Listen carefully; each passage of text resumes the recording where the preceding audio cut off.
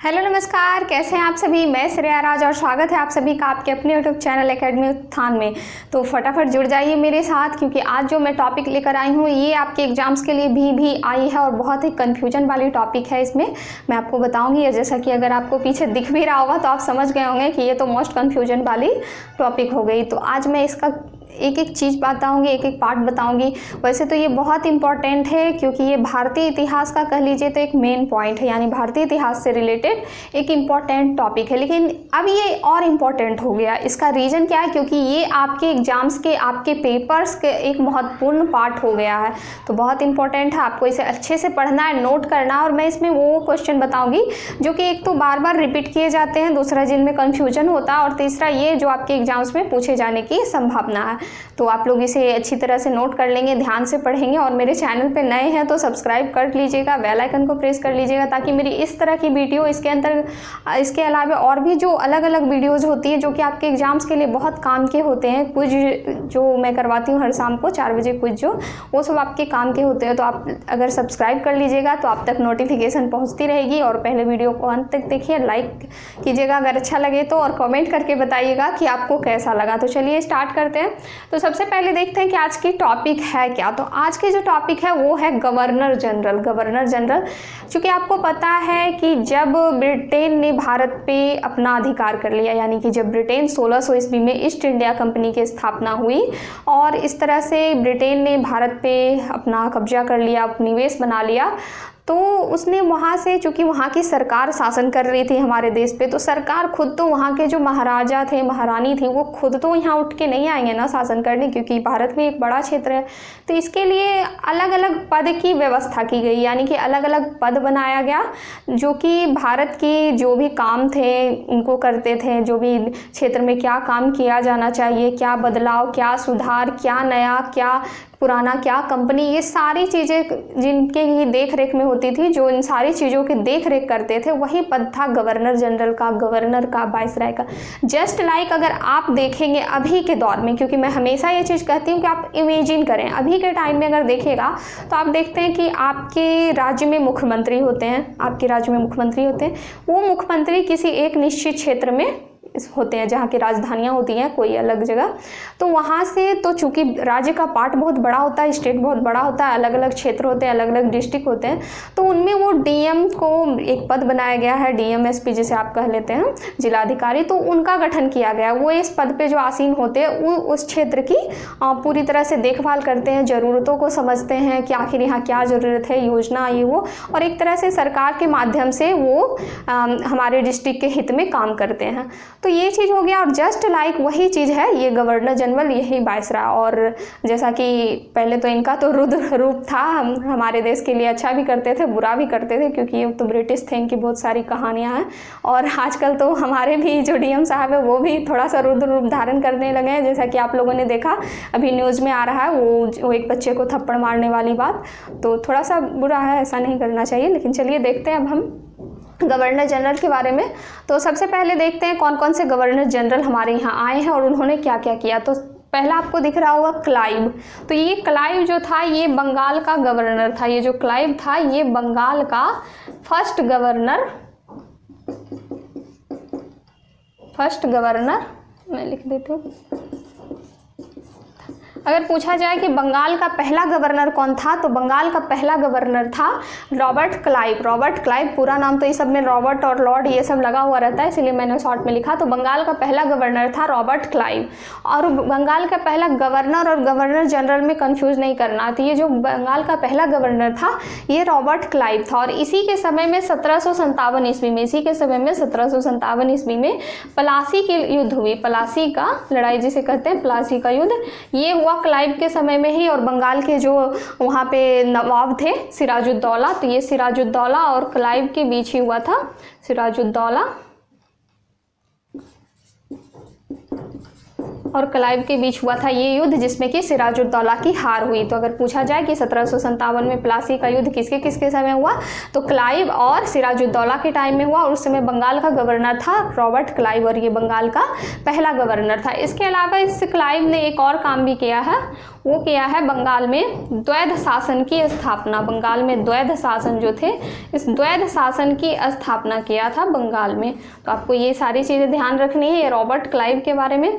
उसके बाद देखिए वॉरेन हेस्टिंग आ जाता है। वॉरेन हेस्टिंग, तो ये जो थे ये बंगाल के पहले गवर्नर जनरल थे। बंगाल के पहले governor general, first governor general जिसे कहते हैं, क्योंकि मैं यहाँ बोली थी कि ये कन्फ्यूजन वाली टॉपिक है और आपको कन्फ्यूजन नहीं होना। यहाँ देखिए क्या है, रॉबर्ट क्लाइव जो था ये बंगाल का पहला गवर्नर था, पहला गवर्नर। और ये जो वॉरेन हेस्टिंग है ये बंगाल का पहला गवर्नर जनरल, इसमें जनरल लग गया है, ये चीज़ आपको ध्यान में रखना है। जैसा कि वहाँ आप ट्रिक के माध्यम से अगर देखें तो यहाँ क्लाइव यानी कि इसका नाम छोटा है, क्लाइव छोटा सा नाम है, तो गवर्नर इसका पद भी छोटा है। और यहाँ पे वॉरेन हेस्टिंग ये बड़ा नाम है और इसका पद भी बड़ा है, गवर्नर जनरल। यानी एक शब्द का नाम है तो एक शब्द का पद है, यहाँ दो शब्द का नाम है तो दो शब्द का पद हो गया। तो आपको ऐसे ध्यान में रखना है। बंगाल के पहले गवर्नर जनरल थे वॉरेन हेस्टिंग और इसने द्वैध शासन को समाप्त कर दिया। यानी क्लाइव के द्वारा जो द्वैध शासन लगाया गया था उस द्वैध शासन को वॉरेन हेस्टिंग ने समाप्त कर दिया। ये आपको ध्यान में रखना है, इस पद को समाप्त कर दिया। अब देखिए बेलेजली के पास चलते थे। जो बेलेजली था इसने सहायक संधि की नीति लाई। बेलेजली ने सहायक संधि की नीति लाई। सहायक संधि की नीति किसके द्वारा लाई गई? बेलेजली के द्वारा लाई गई। और इसी सहायक संधि की नीति के अंतर्गत हैदराबाद को भारत में मिलाया गया, क्योंकि आपको पता है कि एक समय जब पाकिस्तान अलग राष्ट्र की मांग कर रहा था, उधर बांग्लादेश अलग राष्ट्र की मांग कर रहा था, तो इसी तरह से हर क्षेत्र में अलग अलग जो कहीं पे निजाम शासन कर रहे थे, कहीं पे राजा शासन कर रहे थे, तो वो लोग कह रहे थे कि हमें अलग राष्ट्र ही दे दो, हमें भारत में नहीं मिलना है, हमें अलग अलग अपना राष्ट्र दे दो। तो उस समय जो हमारे देश के बीचों बीच यानी कि हैदराबाद जो स्थित है, हैदराबाद के जो निजाम थे उन्होंने भी कहा कि हमें अलग राष्ट्र दे दो, हम भारत में नहीं मिलेंगे। तो सरदार वल्लभ भाई पटेल का उस समय कहना था कि अगर हम हैदराबाद को अलग राष्ट्र करते हैं, अलग राष्ट्र से बनाते हैं, तो ये पेट में कैंसर के बराबर होगा। यानी कि भारत के बीचों बीच स्थित है और हैदराबाद पेट में कैंसर यानी भारत के बीच स्थित होकर अलग राष्ट्र होकर ये कैंसर के बराबर होगा, ऐसे सरदार वल्लभ भाई पटेल ने कहा। तो वो तो शुरू से ही एकता के सूचक थे, इसीलिए आपको पता भी होगा कि गुजरात में उनकी मूर्ति जो बनाई गई, स्टैच्यू ऑफ यूनिटी बनाई गई। मैं इसके बारे में भी आपको पहले पढ़ा चुकी हूँ। तो ये जो सहायक संधि थी ये लॉर्ड बेलेजली द्वारा लाई गई और इसी सहायक संधि के तहत हैदराबाद को भारत में मिलाया गया। हैदराबाद को भारत में मिलाया गया, तो आप इसे ध्यान में रखेंगे। उसके बाद देखिए कॉर्नवालिस आता है। कॉर्नवालिस, तो ये कॉर्नवालिस को कहा जाता है सिविल सेवा का जनक। लॉर्ड कॉर्नवालिस, इसे सिविल सेवा का जनक कहा जाता है, सिविल सेवा का जनक, क्योंकि इन्होंने ही भारत में सिविल सेवा को प्रारंभ किया, सिविल सेवा को बढ़ाया चढ़ाया। तो इस तरह से कह सकते हैं कि कॉर्नवालिस सिविल सेवा का इन्हें जनक कहा जाता है। और दूसरा पुलिस का भी जनक कहा जाता है इन्हें, पुलिस का जनक भी कहा जाता है इन्हें, पुलिस का जनक, कॉर्नवालिस को सिविल सेवा का जनक। अब देखिए विलियम बेंटिक आते हैं, लॉर्ड विलियम बेंटिक। तो ये जो थे ये भारत के पहले गवर्नर जनरल थे। लॉर्ड विलियम बेंटिक भारत के फर्स्ट गवर्नर जनरल, भारत के जो फर्स्ट गवर्नर जनरल थे ये लॉर्ड विलियम बेंटिक थे। अब देखिए यहाँ कंफ्यूज नहीं होना, यहाँ था बंगाल का फर्स्ट गवर्नर, यहाँ था बंगाल का फर्स्ट गवर्नर जनरल। अब यहाँ बंगाल नहीं, यहाँ पूरा भारत है, यहाँ पूरा भारत है। तो आपको यहाँ ध्यान रखना है कि विलियम बेंटिक जो थे ये भारत के फर्स्ट गवर्नर जनरल थे, भारत के first governor general Lord William Bentinck थे। और इन्होंने ही भारत में सती प्रथा को समाप्त किया, सती प्रथा को समाप्त किया। सती प्रथा के बारे में आप लोगों ने बहुत कुछ पढ़ा होगा, बहुत चीज़ें जानते होंगे कि पहले जब महिला जो होती थी और उनके हस्बैंड की डेथ हो जाती थी तो उन्हें भी आग पे जलाया जाता था, यानी उनके हस्बैंड के साथ उन्हें भी आग के साथ जलाया जाता था। इस पर एक मूवी भी है, आपने अगर मंगल पांडे मूवी देखी होगी तो उसमें एक पार्ट है उस मूवी का, मैं पूरा नहीं देखी हूँ, जहाँ पार्ट है वो देखी हूँ। तो वहाँ पे अमीषा पटेल जो होती है उसे गाँव के जमींदारों के द्वारा, चूँकि वो बहुत बड़े जमींदार की बहू होती है, तो उनके द्वारा सती प्रथा यानी उन्हें जलाया जा रहा था। तभी जो अंग्रेज अधिकारी थे ये विलियम बेंटिक, उनके द्वारा उन्हें बचाया गया, यानी कि उनमें जो रोल किया गया है जिस अंग्रेज का, वो विलियम बेंटिक के द्वारा, विलियम बेंटिक का रोल किया गया, उसमें रोल निभाया गया। तो वो जो थे उन्हें बचा के लाए, जिसके लिए बहुत बड़ा इशू भी हुआ, जमींदार सब पहुंच गए उनके यहाँ कि आप ऐसा नहीं कर सकते हैं, ये हमारे धर्म के खिलाफ है, ये हमारे ये खिलाफ हैं, आप गलत कर रहे हैं। तो इसी तरह से एक समय बहुत जोर ज़बरदस्ती होती थी, बहुत ज़्यादा ही परेशानियों के बाद, बहुत ज़्यादा संघर्ष के बाद इस प्रथा को इसी तरह तरह से बाल विवाह, सती प्रथा ये सब समाप्त किया गया। तो ये जो विलियम बेंटिक थे इन्होंने ही भारत में सती प्रथा को समाप्त किया 1829 ईस्वी में, 1829 ईस्वी में। और इनका जो हेल्प किया, चूंकि ये तो ब्रिटिश थे तो भारतीय हेल्प जो किए वो थे राजा राम मोहन राय, राजा राम मोहन राय, यानी कि राजा राम मोहन राय की मदद से ही इन्होंने सती प्रथा को समाप्त किया 1829 ईस्वी में। अब देखिए लॉर्ड डलहौजी आते हैं, लॉर्ड डलहौजी। तो इनके बारे में आप जानते होंगे कि भारत में जो पहली बार रेल चली इन्हीं के शासनकाल में चली। भारत में जो रेल चली ये इन्हीं के टाइम में चली। तो ये कब चली? 16 अप्रैल 1853 ईस्वी को, 16 अप्रैल 1853 ईस्वी को मुंबई से थाने के बीच, मुंबई से थाने के बीच चली गई। 34 किलोमीटर पूरी थी। तो मुंबई से थाने के बीच 34 किलोमीटर 16 अप्रैल 1853 ईस्वी को जो रेल चलाई गई हमारे देश में, तो वो डलहौजी के शासन काल में ही चलाई गई थी। इसके अलावा डलहौजी ने कुछ नीतियां लाई थी जिसमें कि व्यापगत सिद्धांत आप कह लेते हैं, व्यापगत सिद्धांत, गोद निषेध प्रथा यानी कि गोद निषेध, जिसे डॉक्ट्राइन ऑफ लैप्स भी कहते हैं, डॉक्ट्राइन ऑफ लैप्स।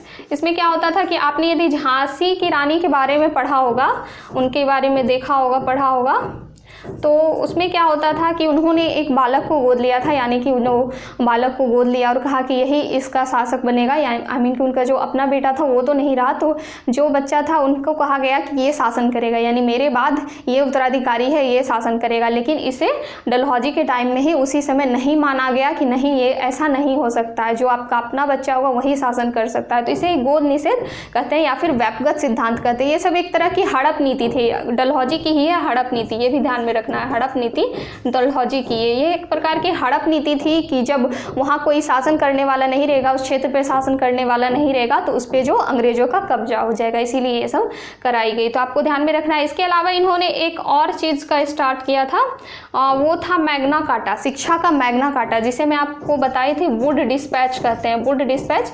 ये 1854 ईस्वी में लाया गया था, 1854 ईस्वी में वुड डिस्पैच लाया गया था, जिसे कि शिक्षा का मैग्ना कार्टा कहते हैं, शिक्षा का मैग्ना कार्टा। तो इनके बारे में ये सारी चीज़ें आप ध्यान में रखिएगा, ये बार बार एग्जाम में रिपीट होने वाले क्वेश्चन है। कब रेल चलाया गया, इनके कौन कौन सी नीतियाँ थी, कौन कौन से सिद्धांत थे वुड डिस्पैच के बारे में। अब देखिए कैनिंग आता है, ये कैनिंग आता है। तो ये कैनिंग जो थे ये थे भारत के पहले वायसराय। अब तक आप लोगों ने यहाँ तक गवर्नर पढ़ा, गवर्नर जनरल पढ़ा, अब वायसराय की श्रेणी आ गई। यहाँ पे तो दिखेगा नहीं, एक सेकंड। तो ये जो वायसराय थे ये भारत के पहले वायसराय थे Lord Canning, viceroy Lord Canning, first viceroy Lord Canning. तो भारत के पहले वायसराय जो थे वो लॉर्ड कैनिंग थे, आपको ध्यान में रखना है। इसके अलावा जब 1857 ईस्वी की क्रांति हो रही थी उसके समय में ये लॉर्ड कैनिंग थे। 1857 ईस्वी का जब स्वतंत्रता संग्राम हमारे देश में हुआ, ये तो बहुत फेमस स्वतंत्रता संग्राम है 1897 का, तो उस समय लॉर्ड कैनिंग का ही शासन था। लॉर्ड कैनिंग ही हमारे देश में वायसराय के पद पे थे और इन्हें दयालु शासक भी कहा गया ब्रिटेन के द्वारा। आप लोगों ने यदि 12th में पढ़ा होगा एनसीईआरटी की बुक, तो उसमें एक फिगर बनाया गया था इनके लिए, वहाँ के जो कार्टूनिस्ट थे ब्रिटेन के, वो बनाए थे कि ये बैठे हुए हैं और एक भारतीय सैनिक है, वो हाथ में तलवार लिए है जिससे कि खून टपक रहा है और ये उस भारतीय सैनिक के सिर पे हाथ फेर रहे हैं, यानी कि ये एक तरह से दयालु शासक के रूप में इनका नाम दिया गया। क्योंकि 1857 क्रांति के बाद आपने उनका दुष्परिणाम देखा होगा, चूँकि 1857 की क्रांति में भारतीय सैनिकों के द्वारा, भारत के जो राजाओं थे उनके द्वारा बहुत ज़्यादा मारकाट मचाई गई, ब्रिटिश के साथ मारपीट किया गया, मारकाट किया गया। तो उसके बाद जो इसका दुष्परिणाम निकल कर आया उसमें क्या किया गया कि बहुत ज़्यादा भारतीयों की हत्या की गई, हद से ज़्यादा भारतीयों की हत्या की गई। यही वजह थी कि बाद में चल के महात्मा गांधी ने हिंसा का मार्ग ना अपनाकर अहिंसा का मार्ग अपनाया, यानी कि वो जानते थे कि मारकाट करने से तो देश को आज़ादी मिलेगी नहीं। तो उसी समय जब कैनिंग ने इनका विरोध किया था कि नहीं, इस तरह से भारतीयों को नहीं मारा जाना चाहिए, सैनिकों को नहीं मारा जाना, तो इसीलिए इनका इस तरह से कार्टून भी बनाया गया और इनको दयालु शासक भी कहा गया। अब देखिए आता है रिपन का, लॉर्ड रिपन, इसके बारे में जानते हैं। तो ये जो लॉर्ड रिपन थे इन्होंने भारत में, इन्हें स्थानीय स्वशासन का जनक कहा जाता है। लॉर्ड रिपन को भारत में स्थानीय स्वशासन का जनक कहा जाता है। ये मैं आपको कल के क्विज में भी करवाई थी कि स्थानीय स्वशासन का जनक किसे कहा जाता है, तो ये लॉर्ड रिपन को कहा जाता है। का जनक। और इसके अलावा इसने इल्बर्ट बिल पारित किया था, इसके अलावा इल्बर्ट बिल पारित किया था लॉर्ड रिपन के द्वारा, इल्बर्ट बिल पारित किया गया था। और इल्बर्ट बिल में क्या था कि इसमें अनुमति दी गई थी, यानी कि हमारे देश के जो भारतीय न्यायाधीश थे उसे अनुमति दी गई थी कि वो यूरोपीय जो थे यानी जो ब्रिटिश व्यक्ति थे उस पर यदि मुकदमा चलाया जाएगा तो ये जो भारतीय न्यायाधीश हैं उस पर अपना फैसला दे सकते हैं। यानी कि अगर ब्रिटिश लोगों ने गलत किया हो और कोर्ट में इसका केस हो तो यदि भारतीय न्यायाधीश हैं तो वो भी उसे फैसला सुना सकते हैं, बरी कर सकते हैं या जेल दे सकते हैं। तो ये सारी चीज़ें थी इस इल्बर्ट बिल में, जिससे कि भारतीय न्यायाधीशों को अधिकार ज़्यादा प्राप्त हो गया था। लेकिन इसका इतना ज़्यादा विरोध किया गया ब्रिटिश के द्वारा कि इसे वापस लेना पड़ा, इसे समाप्त करना पड़ा इल्बर्ट बिल को। और रिपन के शासनकाल में भारत में दशकीय आधार पर जनगणना, दशकीय आधार पर जनगणना का स्टार्ट किया गया, दशकीय आधार पर जनगणना। और ये कब किया गया? तो ये किया गया 1881 ईस्वी में, 1881 ईस्वी में किया दशकीय आधार पर जनगणना। लेकिन अगर पूछा जाए कि भारत में पहली बार जनगणना कब किया गया, तो ये जो पहली बार अंग्रेजों के समय में जनगणना किया गया 1872 ईस्वी में, और ये लॉर्ड मेयो के शासनकाल में, लॉर्ड मेयो के शासनकाल में, ये भी ब्रिटिश थे तो लॉर्ड मेयो के शासनकाल में पहली बार जनगणना 1872 ईस्वी में किया गया। लेकिन जो दशकीय आधार पर जनगणना थी वो 1881 ईस्वी में रिपन के टाइम में किया गया। अब देखिए लॉर्ड लिटन, इन्होंने वर्नाकुलर प्रेस एक्ट लागू किया था, वर्नाकुलर प्रेस एक्ट को जारी करने वाले थे, ये वर्नाकुलर प्रेस एक्ट को लागू करने वाले थे लॉर्ड लिटन। अब देखिए डफरिन की बारी आती है, तो डफरिन का जो शासनकाल था चूंकि 1882 से 1886 ईस्वी तक था, 1882 से 1886 ईस्वी। और आपको अगर ध्यान में हो तो एक चीज़ आप इस बीच में देखेंगे कि 1885 ईस्वी में 25 दिसंबर 1885 ईस्वी में भारतीय राष्ट्रीय कांग्रेस की स्थापना हुई थी, भारतीय राष्ट्रीय कांग्रेस की, भारतीय राष्ट्रीय कांग्रेस की स्थापना हुई 1885 ईस्वी में 25 दिसंबर। और ये कहाँ हुई? तो ये बम्बई के गोकुलदास तेजपाल संस्कृत महाविद्यालय में A.O. ह्यूम के नेतृत्व में भारतीय राष्ट्रीय कांग्रेस की स्थापना हुई। और चूंकि इसका शासनकाल 1882 से 86 है तो इसी के शासनकाल में इसकी स्थापना हुई थी। ये क्वेश्चन भी पूछा जाता है बार बार, तो आप ध्यान में रखेंगे। अब देखिए लॉर्ड कर्जन, तो लॉर्ड कर्जन 1905 ईस्वी में बंगाल का विभाजन किया, लॉर्ड कर्जन ने 1905 ईस्वी में बंगाल का विभाजन किया। और उसके बाद 1911 ईस्वी में लॉर्ड हार्डिंग ने इस विभाजन को रद्द कर दिया। तो ये दोनों आपको ध्यान में रखना है कि 1905 में लॉर्ड कर्जन ने बंगाल का विभाजन किया और 1911 ईस्वी में बंगाल विभाजन को रद्द कर दिया गया लॉर्ड हार्डिंग के द्वारा, बंगाल विभाजन रद्द कर दिया गया लॉर्ड हार्डिंग के द्वारा। अब देखिए चैम्सफोर्ड आते हैं, चैम्सफोर्ड की बारी। तो चैम्सफोर्ड का जो शासनकाल था वो 1919 से 20 के बीच था, 1919 से 20 के बीच था। और आपको पता है कि इसी के शासनकाल में रॉलेट एक्ट लाया गया, रॉलेट एक्ट कानून जो था, रॉलेट एक्ट कानून, जिसके तहत कि जलियांवाला बाग कांड किया गया। तो मैं इसके बारे में थोड़ा कुछ बता देती हूँ। तो ये जो रॉलेट एक्ट कानून था ये 1919 में लाया गया और ये ऐसा कानून था जिसके आधार पर कि किसी भी व्यक्ति को संदेह के आधार पर गिरफ्तार किया जा सकता था। यानी कि उस समय यदि सैनिकों को ये लगता था, ब्रिटिशों को ये लगता था कि हाँ ये व्यक्ति क्रांतिकारी, आपने कुछ किया हो या ना किया हो ऐसा कुछ नहीं था, ना ही आपके खिलाफ कोई वारंट जारी होता था, बस उन्हें ये लगना है कि हाँ आपने ऐसा किया, बस संदेह करते थे और उसे उठाकर जेल ले जाते थे। तो उसी में जो स्वतंत्रता सेनानी थे सत्यपाल और किचलू नामक दो स्वतंत्रता सेनानी थे, तो उन्हीं सत्यपाल और किचलू को जब गिरफ्तार किया गया तो उसी के विरोध में जालियांवाला यानी जालियांवाला बाग जो था वहाँ पे 13 अप्रैल 1919 को एक शांति सभा हो रही थी। 13 अप्रैल 1919 को शांति से वे लोग अपना सभा कर रहे थे कि किस तरह से अपने स्वतंत्रता सेनानियों को छुड़ाया जाए। लेकिन तभी चैम्सफोर्ड के टाइम में ही जनरल डायर ने आदेश दिया और गोलियाँ चलाई गई जिसमें कि हजारों भारतीय मारे गए, जो कि जालियांवाला बाग के नाम से फेमस हुआ। अब तो वहाँ पे पार्क तरह से बना दिया गया है कि लोग आएंगे पर्यटन देखने के लिए। तो इस तरह से ये जो था 13 अप्रैल 1919 को रॉलेट एक्ट के कारण ही जालियांवाला बाग हत्याकांड हुआ, जालियांवाला बाग हत्याकांड। इसमें बहुत सारे इशू हुए, ये रविन्द्रनाथ टैगोर ने अपने नाइटहुड की उपाधि त्याग दी और उसी के बाद फिर हुआ असहयोग आंदोलन। उसी के बाद फिर 1920 ईस्वी में महात्मा गांधी के द्वारा असहयोग आंदोलन चलाया गया, वो भी इसी के लिए ही चलाया गया, यानी इसी के शासनकाल में ही असहयोग आंदोलन भी चलाया गया। और इस चैम्सफोर्ड के बारे में आपने सुना होगा, एक हमारे जो देश के स्वतंत्रता सेनानी थे, क्रांतिकारी जो थे खुदीराम बोस एक महान दर्जे के कह सकते हैं क्रांतिकारी थे हमारे देश के। तो खुदीराम बोस एक बार एक जोड़ी जूता, इस घटना के बाद एक जोड़ी जूता लेके कहीं जा रहे थे, तो उनसे रास्ते में किसी ने पूछा कि कहाँ लेके जा रहे हो, किस दिशा, कहाँ लेके जा रहे हो, इसे आप कहाँ जा रहे हो? तो उन्होंने जवाब दिया कि उत्तर दिशा की ओर जा रहा हूँ। ये क्लास 5 या 6 की बुक में है, मैंने पढ़ी थी बहुत पहले, उतना तो ध्यान नहीं है। तो उत्तर दिशा की ओर जा रहा हूँ, उन्होंने ऐसा कहा। तो उनका साफ साफ मतलब था कि आपने जब देखा होगा कभी शमशान घाट में, तो जो डेथ बॉडी होती है उन्हें जब जलाया जाता है तो उनका जो सिर होता है उत्तर की ओर किया जाता है। तो उनका साफ साफ मतलब था कि मैं शहीद होने जा रहा हूँ और मैं चैम्सफोर्ड को मारने जा रहा हूँ। इस घटना से वो इतने दुखी थे कि उनका कहना था कि वो चैम्सफोर्ड को मारेंगे। तो इसलिए उन्होंने अपनी ही लैंग्वेज में एक गीत भी गाया था इस पर कि मुजफ्फरपुर जाइबो चैम्सफोर्ड मारबो माँ विदाई दाओ माँ विदाई दाओ। उनके लैंग्वेज की थी जहाँ के वो थे, तो उस लैंग्वेज में इन्होंने एक गीत भी गाया था इसी चैम्सफोर्ड को मारने के बारे में कि मुजफ्फरपुर जाइबो चैम्सफोर्ड मारबो माँ विदाई दाओ माँ विदाई दाओ। तो इस तरह से इसकी जो ये दुर्दांत घटना इन्होंने की जिससे बहुत लोगों को बहुत तकलीफ हुआ। इसे काला कानून भी कहते हैं, काला कानून भी कहते हैं, बिना अपील बिना दलील के कानून भी कहते हैं।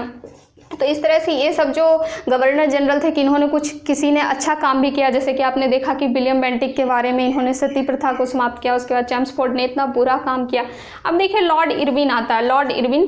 तो इरविन के शासनकाल में ही 5 मार्च 1931 ईस्वी को 5 मार्च 1931 ईस्वी को 11 सूत्रीय इरविन समझौता हुआ, यानी कि गांधी इरविन समझौता के नाम से जिसे आप जानते हैं 11 सूत्रीय समझौता था ये। 5 मार्च 1931 को गांधी इरविन समझौता, गांधी इरविन समझौता, इसमें गांधी जी और इरविन के बीच समझौता हुआ था। गांधी इरविन समझौता के नाम से इसे जानते हैं, गांधी इरविन समझौता। और इस समझौता की भी एक बुराई थी, चूंकि हिस्ट्री है थोड़ा डिटेल है मुझे बताना पड़ता है और मुझे बिना बताए आप लोग को अच्छा नहीं लगता कि कैसे ना बताऊं जहाँ जो पॉइंट आया। तो यहाँ देखिए इसमें भी एक खामी यह थी कि आपको पता होगा कि 23 मार्च, आपको ये तो पता होगा कि 23 मार्च 1931 ईस्वी को हमारे देश के 3 क्रांतिकारियों को फांसी दी गई। 23 मार्च 1931 ईस्वी को, जिसमें भगत सिंह, राजगुरु, सुखदेव थे, तो उन तीनों को फांसी दी गई। लेकिन जहाँ कि आप देख रहे हैं कि ये समझौता 5 मार्च को ही हुआ और ये फांसी जो दी गई ये 23 मार्च को दी गई, यानी कि पहले ये समझौता हुआ उसके बाद फांसी दी गई। तो लोगों में इस बात की बहुत तकलीफ थी, बहुत दुख था कि जब 5 मार्च 1931 को महात्मा गांधी ने इरविन के साथ समझौता किया तो उन्होंने ये समझौता हमारे देश के क्रांतिकारियों को छुड़ाने के लिए कोई समझौता क्यों नहीं किया, यानी कि इन तीनों के बारे में उस समझौते में कोई जिक्र क्यों नहीं किया। इससे बहुत दुखी थे यहाँ के लोग, जिसके कारण कि 1934 ईस्वी में महात्मा गांधी को बेलगाम अधिवेशन में काला झंडा दिखाया गया। ये क्वेश्चन डायरेक्ट पूछ लिया जाता है कि महात्मा गांधी को काला झंडा कब दिखाया गया, तो 1934 ईस्वी में। किस अधिवेशन में दिखाया गया, तो बेलगाम अधिवेशन में दिखाया गया। और क्यों दिखाएगा ये तो आपको पता ही चल गया कि इन तीनों क्रांतिकारियों के बारे में इन्होंने समझौते में कोई भी जिक्र नहीं किया था, जिसकी वजह से। अब देखिए लिन लिथगो आता है, तो लिन लिथगो का जो शासनकाल था वो हमारे भारत छोड़ो आंदोलन के समय, यानी कि 1942 में जब भारत छोड़ो आंदोलन चलाया जा रहा था, भारत छोड़ो आंदोलन, तो उसी समय इसका शासनकाल था। भारत छोड़ो आंदोलन के समय ये लिन लिथगो ही थे। अब देखिए जो लास्ट आता है वो है माउंटबेटन। माउंटबेटन, आपको माउंटबेटन योजना के बारे में पता होगा। 3 जून 1947 को जो माउंटबेटन योजना लाई गई थी उसी में, जिसमें कि भारत और पाकिस्तान को अलग करने की मांग को स्वीकार किया गया था। तो 3 जून 1947 ईस्वी को माउंटबेटन योजना लाई गई। इसके बाद भारत आज़ाद हो गया, पाकिस्तान एक अलग राष्ट्र बन गया, भारत एक अलग राष्ट्र बन गया। और उसके बाद इसमें एक क्वेश्चन आता है इनके बारे में, 3-4 क्वेश्चन घुमा फिरा के, कि भारत के अंतिम गवर्नर जनरल जो थे वो कौन थे, ये माउंटबेटन थे। और यदि पूछा जाए कि स्वतंत्र भारत के पहले गवर्नर जनरल, स्वतंत्र, आपको इसमें भी कंफ्यूज नहीं होना है, इसमें भी 2-3 टाइप से क्वेश्चन पूछा जाता है। तो एक पूछा जाता है कि स्वतंत्र भारत के, इधर लिखती हूँ वहाँ नहीं दिखेगा, स्वतंत्र भारत के पहले गवर्नर जनरल कौन थे, तो स्वतंत्र भारत के पहले गवर्नर जनरल थे माउंटबेटन। स्वतंत्र भारत के फर्स्ट गवर्नर जनरल थे माउंटबेटन।